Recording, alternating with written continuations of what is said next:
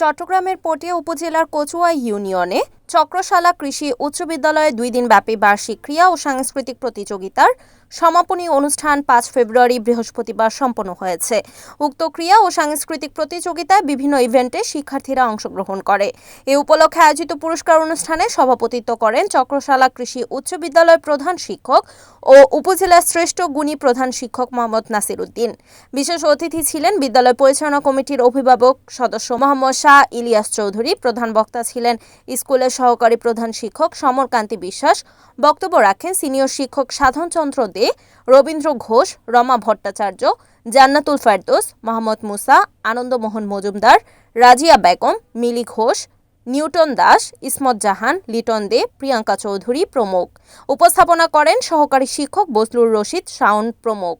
সভাপতির বক্তব্যে চক্রশালা স্কুলের প্রধান শিক্ষক মোহাম্মদ নাসির উদ্দিন বলেন, শিক্ষা, খেলাধুলা ও সাংস্কৃতিক কর্মকাণ্ডের সমন্বিত চর্চার মাধ্যমেই শিক্ষার্থীদের শারীরিক, মানসিক, সামাজিক ও নান্দনিক বিকাশ ঘটিয়ে সুনাগরিক হিসেবে গড়ে তোলা সম্ভব।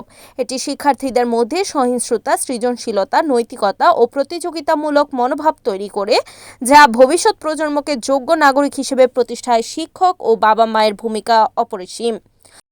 Report Selim Chowdhury, NNTV, Chittagong.